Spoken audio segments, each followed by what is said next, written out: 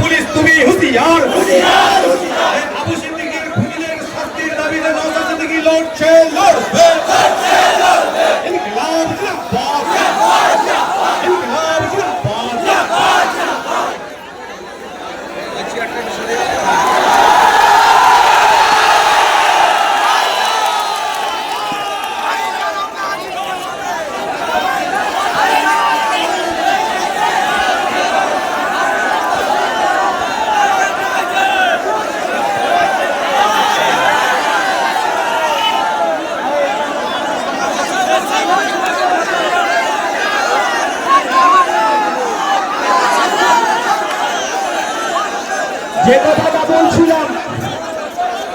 গণপিটুনি নিয়ে রাজ্যকে হুঁশিয়ারি নওশাদ সিদ্দিকীর।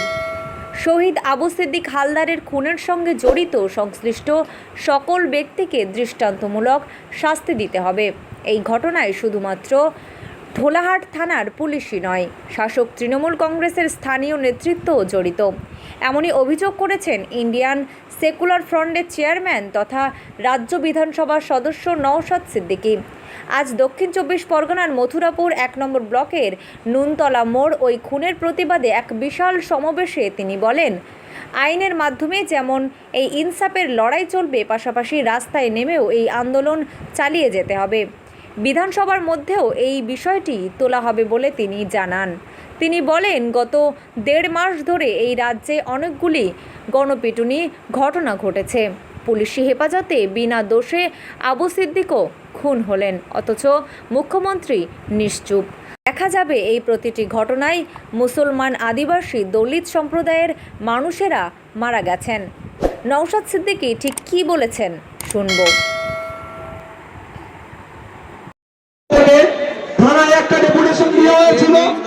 আমরা শান্তিপ্রিয় মানুষ, আমরা আইন বিচার ব্যবস্থাকে, প্রশাসনকে সম্মান দিই, সেই জন্য আমরা শান্তিতে বিশ্বাস করি। আমাদের পক্ষ থেকে একটা টিম ডেপুটেশন দিয়েছে। আমাদের সাথে প্রশাসন ভালো ব্যবহার করেছেন, আমাদের বক্তব্য শুনেছেন, আমাদেরকে আশ্বস্ত করেছেন। সেই জন্য আমরা কিন্তু এখনো পর্যন্ত প্রশাসনকে যেমন ভরসা করে যাচ্ছি, আগামী দিনেও যাব। আমার বলার বক্তব্যটাই, আমার কাছে খবর আসলো সিআইডি সেনা নাকি আমাদের বাড়িতে আসছে। এবার বলা যাচ্ছে আপনাদেরকে, গ্রামবাসীকে বলা যাচ্ছে, এই সিআইডি সেনা হোক, সিবিআই সেনা হোক, যে আসবে বাড়িতে আগে আইডি কার্ডটা চেক করবেন। কি করবেন? আগে আইডি কার্ড চেক করবেন। আপনি কে? আপনার আইডি কার্ড দেখান। যদি না দেখাতে পারে, ভদ্রভাবে ঘরে বসে পানির বোতল দিয়ে তাকে দরজার মধ্যে তালা মেরে ঘরের মধ্যে রেখে দেবেন। তারপরে আমাদেরকে জিয়াদি আসতে পারে। কিন্তু আমি খবর পেলাম, যেই আমাদের সাথে যোগাযোগ হয়েছে, আমরা যেই বললাম ওরা আইডি কার্ডটা দেখতে চাও, তো তখন সুর করে পালিয়ে গেল। ভয়ের বাতাবরণ করার চেষ্টা হচ্ছে। একের পর এক ছেলেকে কোন জায়গায় পিটিয়ে মারছে, কোন জায়গায় থানায় তুলে নিয়ে গিয়ে মারছে, কোন জায়গায় মিথ্যা কেস দিয়ে এই মুসলিম সমাজের যুব সম্প্রদায়গুলোকে, আদিবাসী দলিত পরিবারের ছেলেগুলোকে, যারা একটু প্রতিবাদী, যারা অন্যায়ের বিরুদ্ধে কথা বলে, তাদের মুখকে বন্ধ করার চেষ্টা করছে। আর হতে দেওয়া যায় না। আমরা এখানে দাঁড়িয়ে শপথ করতে হবে আমাদেরকে। আমরা আনিসখানকে যেমন বলছি না, গত বছরে পুলিশ কাস্টডিতে শিকারী মোড়াকে এত অত্যাচার তার উপরে করেছিল, তাকে মৃত্যুর কোলে ঢলে পড়তে হয়েছিল, তাকেও আমরা ভুলবো না। এই জায়গায় দাঁড়িয়ে আমাদেরকে শপথ নিতে হবে।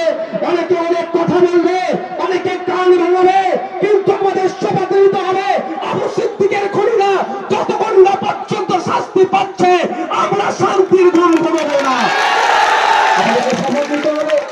আমরা চাই না আগামী দিনে এই ধরনের কোন মায়ের কোন খাই হোক, কোন শিকারী মোড়ার মতো কেউ হত্যা পুলিশ কাস্টডিতে, কোন আবু সিদ্দিকের মতো কারো ভাইপো হারা হোক, আচ্ছা, এটা আমরা চাই না। হাজার হাজার মানুষের ভিড়, আপনি কি বার্তা দেবেন? দেখুন, প্রথম কথা বার্তাকে দিয়েছি, আমরা বিচার ব্যবস্থার প্রতি ভরসা রাখি। কোর্ট ম্যাটার, কোর্টে আগামী 22 তারিখ ডেট আছে, সেটা আমরা দেখছি কোন জায়গায় যাচ্ছে। দ্বিতীয় হচ্ছে, যেমন আইন বিচার ব্যবস্থা চলবে, মাঠে ময়দানে আমাদের লড়াই চলবে। আগামী দিনে এই ধরনের ঘটনা না ঘটে, এই ধরনের আবু সিদ্দিক হালদার, এই ধরনের শিকারী মুরাদের মতো কোনো পরিবার না আর ক্ষতিগ্রস্ত হয়, তার জন্য আমরা মাঝে প্রতিবাদ সভা করছি। প্রশাসনের দুর্ভাগ্যের বিষয়, যাদের নামে এফআইআর অলরেডি হয়ে আছে, যাদের সাজা প্রায় এগুলোতে 10 বছর করে তারা খাটবে আশা করছি, যারা অন্যায় করেছে তাদেরকে এখনো পর্যন্ত অ্যারেস্ট করা কেন হয়নি। এই জায়গা থেকে বার্তা তাদের বিরুদ্ধে প্রশাসনিকভাবে যে ব্যবস্থা গ্রহণ করা দরকার সেটা করতে হবে। এবং সাথে সাথে আপনাদের জানিয়ে রাখি, 1,75,000 টাকা আর বেশ কিছু ঘড়ি সোনা নিয়েছে, এখনো সেটা ফেরত দেয়নি, ফেরত দিতে হবে।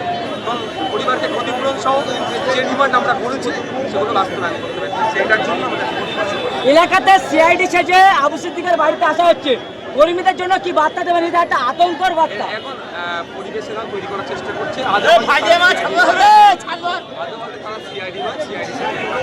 দাদা আমি বলেছি আজকে যারাই আসেন না কেন, সিভিল ড্রেসে আসলে তাদেরকে অবশ্যই আইডি কার্ড পাবে। ভাঙড়ে পুলিশ সেজে সাধারণ মানুষরা মোস্তাক তৃণমূলের দণ্ড বাহিনী অনেকবার ধরা পড়েছে, এবারে সিআইডি সেজে আজ আসছে, কি বলবেন?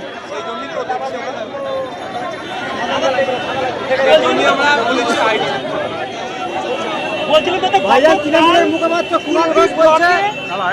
সভাপতিকে ধরে মারধর করা হলো এবং মানে ভিডিও অফিসের মধ্যে, কি বলবেন সেই প্রসঙ্গে?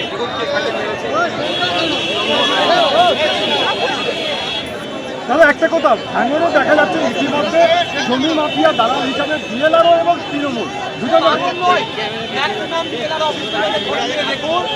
তৃণমূল কংগ্রেসের ব্লক স্তরের নেতারা এই কাজের সাথে আমরা এর বিরুদ্ধে করছি। বিধানসভার মধ্যে ভূমি সংস্কারের দপ্তরের মন্ত্রী মাননীয় মুখ্যমন্ত্রীকে সতর্ক করেছিলাম, আমি সজাগ করেছিলাম,